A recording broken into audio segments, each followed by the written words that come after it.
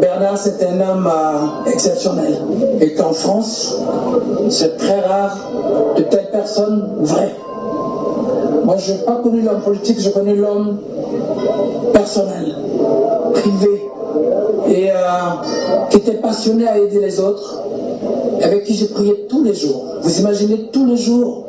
Et il trouvait le moyen de penser aux autres et d'y aller, Marcel, allez mon pasteur. Et je peux dire que cette sincérité de personne, je vois la démonstration que, et en fait en France, on apprécie vraiment les gens quand ils sont plus là. Parce que c'est pour ce que je connaissais de lui tous les jours. Et comment, quelques jours avant qu'il parte, il dit allô mon pasteur, je suis prêt. Je suis prêt à aller auprès du Seigneur, là où tu m'enseignais, on priait ensemble. Et je lui dis, arrête un peu ton histoire. Tu es encore là, on a besoin de toi. Mais je vois cet engouement. Et c'est un homme qui aimait les autres, qui pensait tout le temps aux autres, et qui surtout avait envie de pousser les autres à aller en avant. Il pensait même aux autres avant lui. Donc c'est pour vous dire que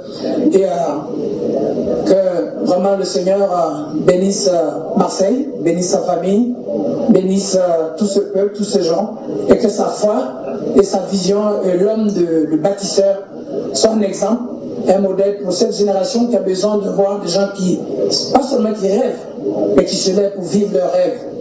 Et c'est ma prière pour ça, et que Dieu bénisse la France, parce que la France a perdu un vrai serviteur, un homme combatif, et c'est le seul dans tout ce que je fais en tant que pasteur depuis des années que j'ai vu qui a transformé ces épreuves en diplôme. Voilà, c'est ça, comme le Christ qui a transformé sa crucifixion en salut pour l'humanité. Vous qui l'avez côtoyé dans les derniers jours, dans les derniers moments, qu'est-ce qu'il aurait pensé de tout ça, de cet hommage? C'était lui, ça aussi?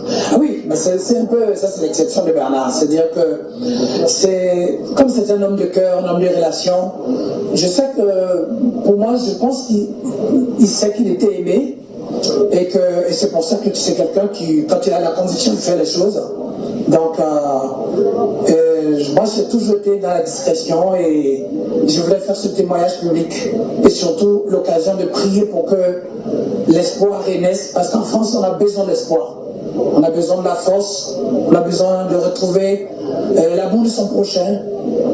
Cher Bernard, le moment de ton départ est arrivé, et malgré la profonde tristesse que va laisser ton absence, je suis consolé car j'ai l'assurance que tu es auprès du Seigneur dans le royaume de Dieu.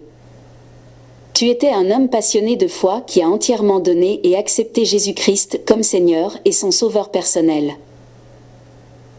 Depuis de nombreux mois, tous les jours sans en manquer jamais aucun, avec la plus grande ferveur, tu m'appelais pour que je prie pour toi, car tu avais la foi que dans le Seigneur par la prière se trouvait la force pour te porter dans ce combat contre la maladie.